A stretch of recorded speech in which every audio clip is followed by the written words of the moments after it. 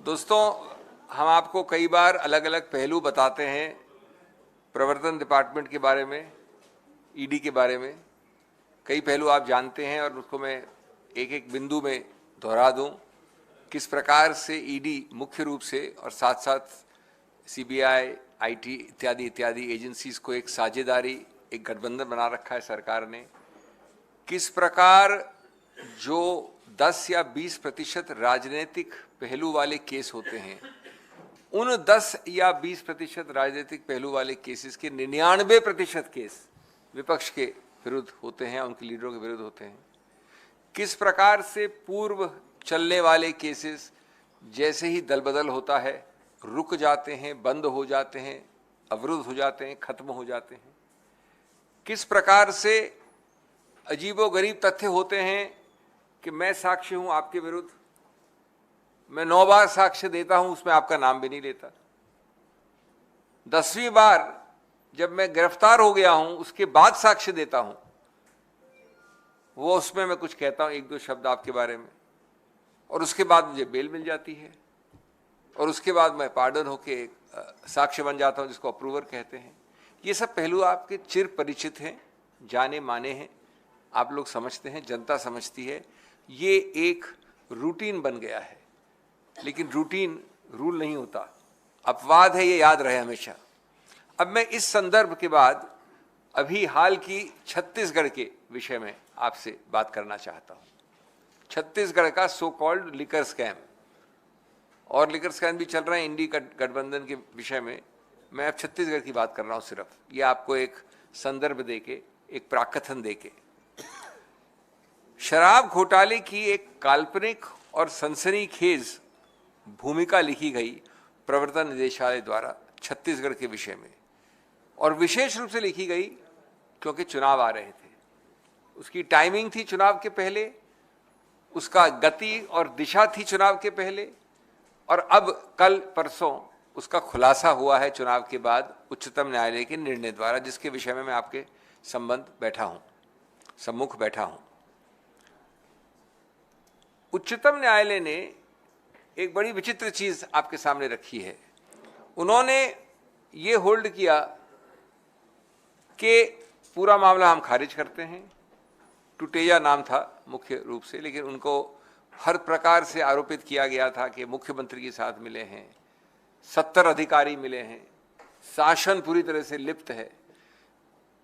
उस केस में उच्चतम न्यायालय ने कहा, पहला कि कोई ऑफेंस ही नहीं है, हम क्वॉश करते हैं। दूसरा कि आप जानते हैं कि प्रवर्तन वाला जो धन शोधन, मनी लॉन्ड्रिंग कहते हैं, वो आधारित होता है निर्धारित, पूर्व निर्धारित अपराध पे, जिसको प्रेडिकेट ऑफेंस कहते हैं। तो उच्च न्यायालय ने कहा ऐसा कोई प्रेडिकेट ऑफेंस ही नहीं है। तो जानवर नहीं है तो पूंछ कहां से हिल रही है? जब बॉडी नहीं है तो उसकी पूंछ कैसे हिल सकती है? तीसरा, उन्होंने कहा कि कोई इनकम टैक्स का नोटिस अगर जाता है तो इनकम टैक्स का कानून तो मनी लॉन्ड्रिंग प्रवर्तन विभाग के शेड्यूल में लिखा ही नहीं है, उसको भी आप बना देते हो। इस चीज को आपने कब बनाया? इसको आपने काल्पनिक, अपनी एक कुत्सित राजनीतिक मंशाओं के कारण 70 लोगों से अधिक अलग अलग विभिन्न डिपार्टमेंट्स के अंदर शासन को बदनाम करने के लिए, पूर्व मुख्यमंत्री बघेल के विरुद्ध हर प्रकार के आरोप लगाने के लिए, और इनकम टैक्स के ताबड़तोड़ छापेमारी के आधार पर एक प्रवर्तन का निदेशालय का केस बना दिया। तो उच्चतम न्यायालय ने कहा कि सिर्फ इनकम टैक्स के आधार पर तो आप कर भी नहीं सकते। कैसे किया, क्यों किया? उत्तर बड़ा सही है, ये तो खैर उच्चतम न्यायालय का काम नहीं इस पर जाने का। उत्तर इसलिए सही है कि आप एक तारीख चुन लीजिए, उससे मालूम पड़ेगा क्यों किया।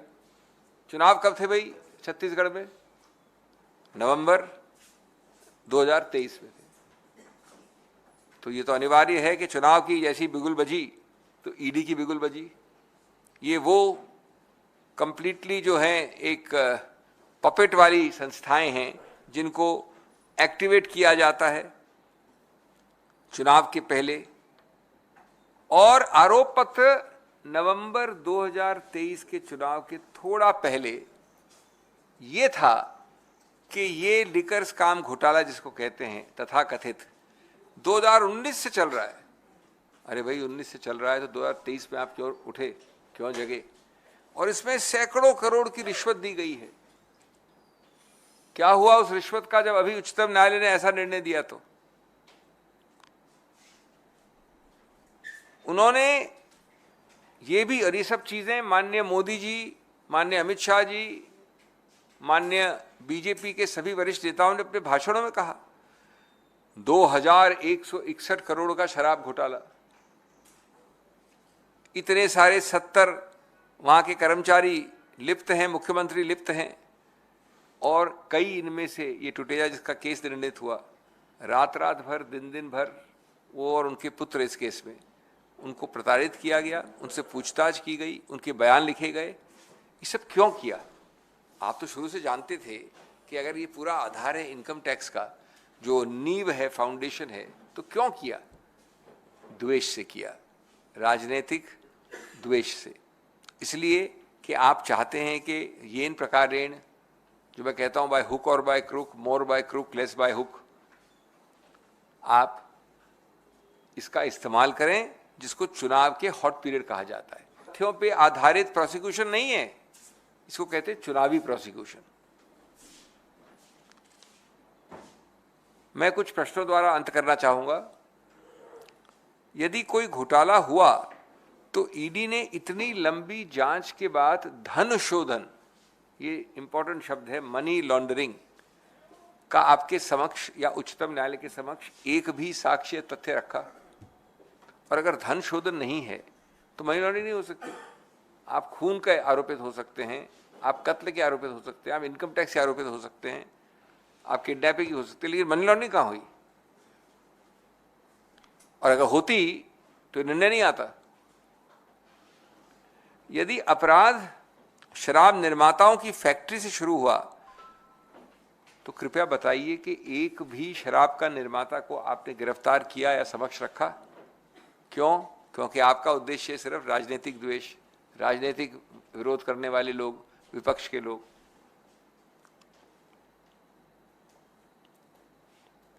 अगर ये 2019 से 2023 का ये इतना बड़ा जिसको स्कैम कहा आपने, तो आपने एक भी आबकारी अधिकारी, फील्ड अफसर एक भी क्यों नहीं गिरफ्तार किया? आप जानते हैं कि जो आबकारी विभाग है वो सबसे ज्यादा नियंत्रित है।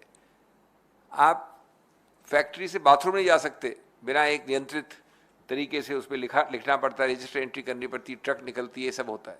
एक आदमी को आपने अरेस्ट नहीं किया, क्यों? क्योंकि आपका निशाना था सिर्फ राजनीतिक द्वेष वालों की तरफ। अगर ये सब लोग दोषी थे,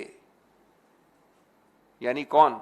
ब्यूरोक्रेसी, आबकारी अधिकारी, फैक्ट्रियों के निर्माता, तो आज तो करीब बाकी चीज छोड़ी, आज 4 महीने हो गए, 5 कितने महीने हो गए, 5-6 महीने हो गए सरकार बने, 4 महीने हो गए। आपने उसके बाद भी किसी को गिरफ्तार किया है? क्यों नहीं किया? क्योंकि आज आप वापस राजनीतिक द्वेष से अपनी खुद की सरकार के अंतर्गत जो ईओडब्ल्यू है, उसी चीज को जो इनकम टैक्स पे नहीं चली, जिसको उच्चतम न्यायालय ने निरस्त किया, उसको अब ईओडब्ल्यू के जरिए वापस शुरू करना चाह रहे हैं, क्योंकि सरकार आपकी आ गई है। ये मैं आपके लिए इससे बता रहा हूं जिससे कि एक्सपोज हो कि क्या इनके तौर तरीके हैं, किस प्रकार से कानून को पूरा जो है समंदर में डाल के काम किया जा रहा है। और अगर आप अब ये ईओडब्ल्यू यानी इकोनॉमिक ऑफेंसेस विंग का इस्तेमाल या दुरुपयोग कर रहे हैं, तो उसमें कम से कम एक तो व्यक्ति हो जो राजनीतिक व्यक्ति या विरोध का या विपक्ष का व्यक्ति नहीं हो। इतना बड़ा स्कैम 2600 का आपने आंकड़ा फेंक दिया, 2161 का, उसमें एक भी अधिकारी नहीं, एक भी निर्माता नहीं फैक्ट्री का। मैं अपनी बात अंत करना चाहूंगा ये कह के कि हम इस प्रकार के निर्णयों का हम स्वागत इसलिए नहीं करते कि ये हैं इसमें इन्वॉल्व या मैं हूं या टुटेजा है, वो मुद्दा नहीं है। ये इसलिए हम करते हैं स्वागत कि ये एक सिद्धांतिक, संस्थापिक एक मूल मुद्दा है, जिससे आपको यद्यपि अमुक केस में, क्योंकि हमारा सिस्टम ऐसा है कि अमुक केस में ही निर्णय होता है, एक सर्वभ्यामी या व्यापक निर्णय नहीं हो सकता पूरे प्रदेश के लिए, लेकिन इस प्रकार के निर्णय एक्सपोज करते हैं कि आपका उद्देश्य क्या था, आपका तौर तरीका क्या था, आपके डिवियसनेस के उदाहरण क्या थे। और इसलिए ये आवश्यक है कि आपके समक्ष रखा जाए और आपके जरिए पूरे देश को मालूम हो कि ये एक और पांचवा या छठा पहलू है इस ईडी या प्रवर्तन विभाग का दुरुपयोग करना राजनीतिक कारणों से। Friends, I will be very brief in English. We have discussed with you from this podium several facets of the misuse of this coalition partner of the BJP ruling party. The coalition partners include the ED, the IT, the CBI, etc. You have heard about cases where in the 20 or the 15% cases which are political, 99% are about the opposition. What they fool you on is saying, "Arey, 80% cases are not political." We are not talking about a case against a businessman. We are not talking about a case against an individual officer. We are talking about the 20% which have political flavor. 99% of the 20% involve political opponents. Why? Second facet, you have seen that people who have long pending cases, advanced stages of cases, they suddenly go through that well-known, not a washing machine is a cliched phrase, now it's a laundry factory. They go through a laundry factory and that case suddenly stops. The case suddenly does not go on, it gets closed. Third facet you've seen is that a person gives 8 statements where he does not name any of you. Then he's arrested. Then suddenly 9th statement he takes a few sentences about you under arrest. And after a few weeks he gets bail. The law officer gets up and says, "We don't oppose bail, he has back pain." And then after that, he gets approvership and pardonship. These are facets you know about. Today, I am discussing a related facet regarding Chhattisgarh. Just to underline and emphasize on a new peg which happened yesterday in the Supreme Court, how unfair, how motivated, how partisan, how one-sided this whole approach of the BJP ruling government is during election time to mislead the people and to misuse agencies. It has never happened in 75 years of Indian history. The Chhattisgarh story starts with the so-called liquor scam. When is the so-called liquor scam activated? The ED jumps in just before the November 2023 elections in Chhattisgarh. Question arises, why? The allegation relates to an alleged scam of 2019. This 19 scam gets so hot and activated a few weeks or a few months before the elections. Obviously, the motivation is ulterior, it is political. In this, the Supreme Court says something astonishing yesterday. It says there is no predicate offense. What are you doing about money laundering? As you know, money laundering is a consequential offense. So if there is no body, how does the tail wag without a body? But did not the ED know this much? It's the department which heads this act. Can't they read English?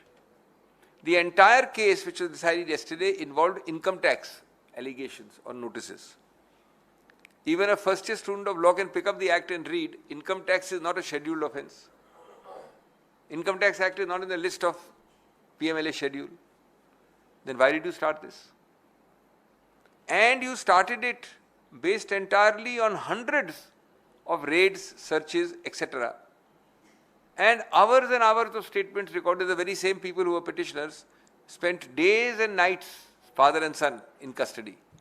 Statements recorded. For what? You know that it's nothing except an income tax search or something which you got material from. You are trying to stretch it to make it into an ED offense. You are trying to create an impression in the public by throwing figures like 2,161 crores ka ghotala hai. The question arises, sir, if it is a 2,161 crore ghotala, why is the Supreme Court quashing and why are you unable to show to the Supreme Court yesterday a money trail of 216 rupees? Leave aside 2,161 crores. Arey, money trail to dikhaiye.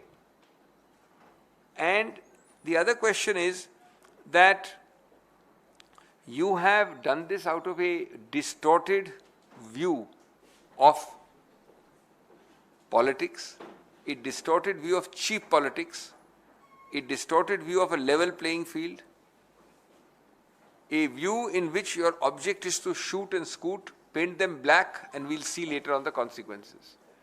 So the kind of figures thrown are nothing but imaginary. May I end with a few very short and quick questions? First question is that if this was such a big ghotala, a scam, why were you not able to give any money laundering evidence to the Supreme Court? Question number one. You have to cross the threshold of 1 crore for the act to apply. Second, if your allegation, as it is well known, is that hundreds of factories and liquor producers were involved in this scam in collusion with government, then have you arrested a single liquor factory manufacturer, owner, promoter? Third question, you have the most regulated department in government is called the liquor excise, Abkari department in any state. As I said, you cannot sneeze without it being entered in a register. Every truck which moves from one building to the other has to be entered. Everything has to be sealed and hologrammed and etc. etc. Forget the details. Have you arrested a single government official? Is it possible that this so-called scam occurred without a single government official being involved or in the knowledge? Question number 4. Was your hot period only for those 4 months till the elections were there? You are now in government already for 4 months. Did you do arrests even after coming into government of any factory owner, manufacturer, government official? Before and after? Object is only to target you because you are a political opponent. You are in the opposition. Therefore, friends, it is time that the whole country, and I must add one more thing, now that you are in power for 4 months, you started a new technique. You are using or rather misusing the EOW under your state administration to revive or at least trying to revive the same allegations. Largely the same which was the subject matter of the income tax inquiry which has failed yesterday in the Supreme Court. So this is absolutely malafide. It is absolutely against all norms of level playing field. Level playing field, friends, is part of free and fair elections. Free and fair elections is part and the heart of democracy. Level playing field, free and fair elections and democracy have been held repeatedly to be part of basic structure. Basic structure is a very remarkable doctrine which says even a constitutional amendment which violates basic structure would itself be unconstitutional. So you are actually hitting at the root of Indian democracy. Why? For your cheap temporary political gains. You have no stake in the system in terms of maintaining institutions, conventions, rules, practices, precedents. You are only living for the moment, and that moment is a short-lived, cheap political moment. Thank you.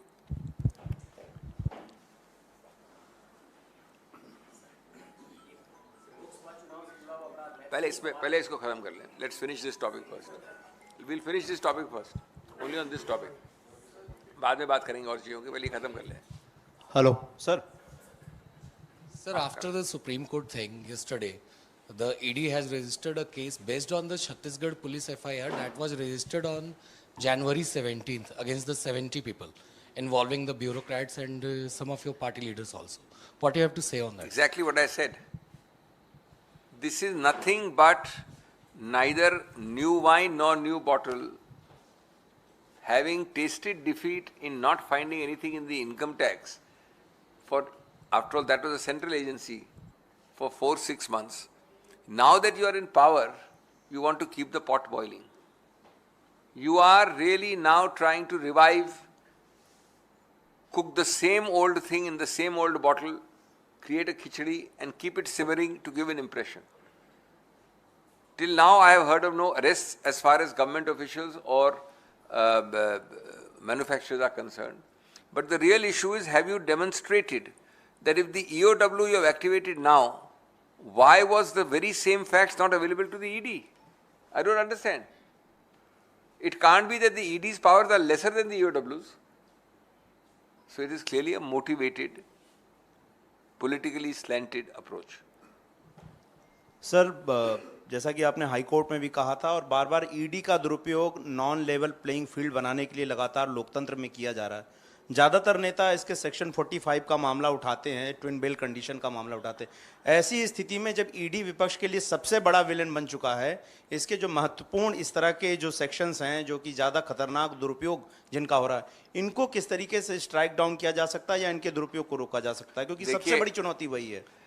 आप सही कह रहे हैं, इसके ऊपर हमने कई बार बोला है, कोर्ट के अंदर ही नहीं कोर्ट के बाहर भी। नंबर एक। नंबर दो, इस पे पुनर्विचार करना कि इनके कई प्रावधान, आपने एक नाम लिया 45 और कई हैं 19, 45, 50 इत्यादि, इन पे पुनर्विचार करने की याचिका पेंडिंग है, लंबित है उच्चतम न्यायालय में। 2 दिन के लिए सुनी भी गई थी, मैं खुद पेश हुआ था। अब निर्णय नहीं हुआ उसका, सुनवाई नहीं हुई अंतिम, तो मैं क्या कह सकता हूँ। हम आशा और विश्वास करते हैं कि जल्द से जल्द उसकी सुनवाई हो, इस पे पुनर्विचार हो और निर्णय आए। नंबर 3, ये जो आप सशक्तिकरण कह रहे हैं, वेपनाइजेशन ऑफ ईडी, ये भारत की अस्मिता, भारत के गणतंत्र के लिए बहुत बुरा है। ये आज की बात नहीं है, ये दूरगामी भविष्य की बात है। आज आप इस प्रकार से अगर दुरुपयोग करेंगे तो आपके और आपके जितने भी निकट के देश हैं, पाकिस्तान से लेके बांग्लादेश, श्रीलंका से लेके नेपाल, उस प्रकार का गणतंत्र चाहते हैं आप क्या, कि ये बाहर निकले मैं आया, मैं बाहर निकला ये आए? तो ये रिवॉल्विंग डोर वाला प्रतिशोध गणतंत्र के लिए बहुत बुरा है। ये समझ के बाहर है बीजेपी की, जो अपने नाक तक देखती है राजनीति। सर, बीजेपी ने 25 विदेशी देशों के राजनीतिक दलों को आमंत्रित किया है लोकसभा चुनाव देखने के लिए। कुछ देशों के राजदूतों को भी निमंत्रण दिया गया है। बीजेपी का मानना है कि राहुल गांधी और अन्य विपक्षी दलों के नेताओं द्वारा जो विदेश में कमज़ोर होते नैरेटिव का कमज़ोर होते लोकतंत्र का नैरेटिव बनाया गया है, उस राजनीतिक दल, विदेशी राजनीतिक दल जब आएंगे तो वो खुद देखेंगे। क्या कांग्रेस पार्टी का मैं इस पे क्या कहूँ, एक स्वतंत्र देश है, कोई पार्टी किसी को बुला सकता है, और कम से कम ये सत्तारूढ़ पार्टी है, इनके पास साधन है, इनके पास सभी है, और निमंत्रण करना भी, और निमंत्रण के जितने भी साधन होते हैं, रख रखाव देखभाल का, वो भी साधन इनके पास है, तो बुलाएं ज़रूर। लेकिन अगर आप सिर्फ किसी को एक विजिट में घुमा फिरा के देश की सच्चाई बदलना चाहते हैं, तो मैं समझता हूँ कि सोच बड़ी ओछी लगती है। लोग ठोस तथ्य देख रहे हैं। आज अगर आपके विरुद्ध कोई निंदा आती है और आप निंदा को समझते हैं कि वो एक भर्त्सना है, मैं आपको गाड़ रहा हूँ, मैं भारत की अपमान कर रहा हूँ, मैं राष्ट्र विरोधी हूँ, तो आप नहीं समझ रहे हैं कि ये टिप्पणियां भारत को सुधार के लिए की जा रही हैं। जो भारत से प्रेम करते हैं, जो भारत पे अगाध प्रेम रखते हैं, उनके लिए आप हर चीज़ को अपनी ईगो अहंकार से न देखें। बाकी बुलाना नहीं बुलाना ये आपका अधिकार क्षेत्र, जो मर्जी करें। सर अभिषेक जी, हाँ, ये अभिषेक जी, झारखंड मुक्ति मोर्चा के राष्ट्रीय महासचिव ने कहा, जिस तरह से छत्तीसगढ़ में साजिश करके सरकार को अस्थिर करने की कोशिश की गई, उसी तरह से झारखंड में हेमंत सोरेन की सरकार को फंसाया गया। इसका कोर्ट अब इंसाफ करेगी। जिस तरह से छत्तीसगढ़ में इंसाफ हो, वैसा इंसाफ हमें झारखंड में मिलेगा। देखिए, इंडिविजुअल चीज़ में मैं टिप्पणी करने की कोई आवश्यकता नहीं समझता। ये तो दिन प्रतिदिन देश, हर प्रदेश का ये कहानी है। अस्थिरता के कम से कम 2 या 3 तरीके तो इन्होंने विश्वविद्यालय की पीएचडी जितने माहिर कर दिए हैं। जैसे पीएचडी इशू कर सकते हैं आप इन दो तरीकों में, बीजेपी की विश्वविद्यालय से। पीएचडी नंबर 1 कि चुनावित सरकार को कैसे गिराया जाए। आपके पास 10 उदाहरण दे सकता हूँ मैं, कर्नाटक से लेके मणिपुर, महाराष्ट्र से लेके कहीं और। दूसरा विश्वविद्यालय का जो एमफिल या पीएचडी की डिग्री है, वो है कि अगर आप अस्थिर करके चुनावित व्यक्ति या सरकार को नहीं हटा सकते तो भय से हटाइए, ईडी और सीबीआई की साझेदारी से हटाइए। उसका दूसरा मॉडल आप देख रहे हैं। अब आप एक बार सफल हो गए, उसके बाद चलता रहेगा, कानून की प्रक्रिया चलती रहती है। हम सब जानते हैं कि विलंब होता है उसमें, हम सब जानते हैं कि प्रोसेस इज द पनिशमेंट। तो क्या जाता है, एक बार तो कर दिया आपने अपना खेल। सर आप क्या, इधर मेरा सवाल मैं इधर ले रहा हूँ, इधर ले रहे हैं क्या? अभिषेक जी, मेरा सवाल राजनाथ सिंह के बयान को लेकर है। कल अरुणाचल प्रदेश में उन्होंने बयान दिया कि नाम बदलने से कुछ नहीं होता है। चीन पर उन्होंने अटैक भी किया कि अगर हम भी आपके इलाकों के नाम बदल दें तो इससे क्या होगा। ये सब नहीं करना चाहिए चीन को। आपको लगता है कि ये रणनीति सही है, अटैकिंग पोजीशन है बीजेपी की, सरकार की? ये बीजेपी की पोजीशन किसने कह दी? ये तो बिल्कुल सही है। अगर हमारे देश के 15 नाम आप बदल देंगे तो उससे क्या देश बदल जाएगा? ये तो कोई भी देश किसी देश में हस्तक्षेप नहीं करता। ये राजनाथ सिंह से कोई मतलब नहीं रखता, ये बीजेपी से मतलब नहीं रखता, कांग्रेस से मतलब नहीं रखता। अगर कोई भी देश, और निश्चित रूप से चीन, हमारे देश के नामकरण संस्कारों में पड़ जाएगा तो क्या उससे वो हिस्सा देश का, चीन का हो जाएगा? इसमें तो कोई कॉमन सेंस और औचित्य नहीं लगता। इसमें तो राजनीति होनी नहीं चाहिए। और आप क्या समझते हैं कि राजनाथ सिंह जी के पहले या बीजेपी के 2014 के पहले हमने निमंत्रण दिया किसी देश को कि हमारे आके नाम बदलो? बीजेपी के पहले जो बीजेपी सरकारें हुई, कांग्रेस सरकारें हुई, मिलीजुली सरकारें हुई, किसी ने ये अलाउ किया? ये तो एक नैरेटिव बनाया जाता है कि हमने राष्ट्रवाद दिखाया। क्या करके? एक वक्तव्य देके। जो ठोस प्रश्न है वो ये नामकरण पे वक्तव्य देना नहीं है चुनाव के दौरान उत्तराखंड में। जो ठोस प्रश्न होना चाहिए, माननीय राजनाथ सिंह जी को पहले उसका उत्तर देना चाहिए कि चीन को अभी तक आपने वापस क्यों नहीं खदेड़ा, और अगर नहीं खदेड़ा तो पहली बात चीन वहां पर पहुंची कैसे जहां अभी पहुंची हुई है। ये नामकरण वगैरह तो ये तो वक्तव्यबाजी है। So you've been, the opposition has been talking about weaponization of the probe agencies like the ED and the CBI and income tax. But, you mentioned this case where the Supreme Court has set aside all charges in Chhattisgarh liquor scam. There is another liquor scam which is on, and probably you are only handling that also. But why is the opposition not moving court? They have already tried once with the ED, but against the misuse and weaponization of the probe agencies, against the opposition, targeting the opposition. So you are accusing a teetotaler of handling 2 liquor scams. Let me tell you, you are wrong. Every day we are fighting these cases. Every day. In the court. Every case. I'm not naming names, but call it the Delhi case or the Chhattisgarh case. These are matters going on in court actively. However, your understanding has to be changed because courts cannot take up mega matters. Court can take up a matter of Sanjeev Singh. He can take up a matter of UNI, PTI, an entity. It cannot be that you take up a matter generically of this whole room. There is no such concept in law. So you cannot. Yes, I had personally moved the court some years ago, and that was not dismissed. It was allowed to be withdrawn. That we'll see at a later date. I think there is merit in that larger principle, but that is not current, because currently it depends on A versus B. You must have somebody who has a cause of, I don't want to sound technical as lawyer, you must have somebody who is hurt by a cause of action, that person can go. By the way, the question you're asking in my original petition, the issue raised was very interesting. One, that do you create a non-level playing field? And by that do you affect free and fair election, and by that do you affect democracy? Should be decided on the basic structure doctrine for which a PIL can be entertained. But the court at that time did not entertain it, saying that we are not, and they allowed it to be withdrawn at this stage. Because of this reason, they said, you come with a specific case, we'll deal with it. Singhvi sir, idhar. Sir, yesterday in the High Court regarding the case against the arrest of Delhi Chief Minister Arvind Kejriwal, High Court has mentioned it clearly that even the political parties can be brought under the ambit of Section 70 of PMLA. So what is the official stand of the Congress party regarding this? See, I am personally the advocate who is arguing these cases, so I don't like to mix up. Number one, I argued it myself. Number two, a Supreme Court was created precisely because it is High Court is not the last court. So you haven't heard the last word about it. Number three, my personal view is, this is my personal view, don't think I'm arguing against the High Court, because ultimately the High Court is the boss as far as that case is concerned. Supreme Court will now decide. Nor am I commenting on a subject matter, on a sub judice matter. I am only repeating the ground raised before the High Court, and you can judge for yourself. The ground, if you're asking only about Section 70, was simply this. Section 70 does not mention political parties anywhere. Political parties are separately dealt with under Representation of People's Act.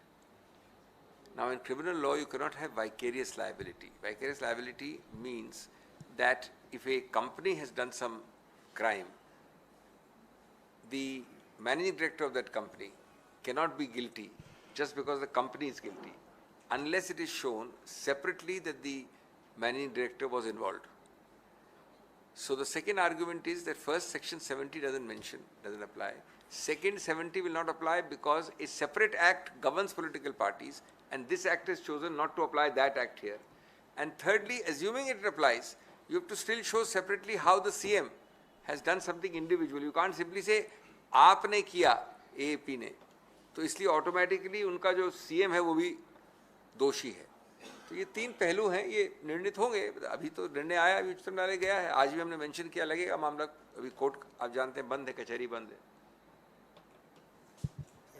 Abhishek sir, आपके गठबंधन के सहयोगी आम आदमी party सरकार के मंत्री ने इस्तीफा दिया है, राजकुमार आनंद ने, और उन्होंने आरोप लगाया है भ्रष्टाचार का अपनी सरकार पर जिसमें वो शामिल थे. इस पर आप कोई प्रतिक्रिया देना चाहेंगे? मैं ऐसे, मेरे को इसके तथ्य मालूम नहीं है. ज़रूर एक दिन में आपको मालूम करके इसका रिएक्शन देंगे हम.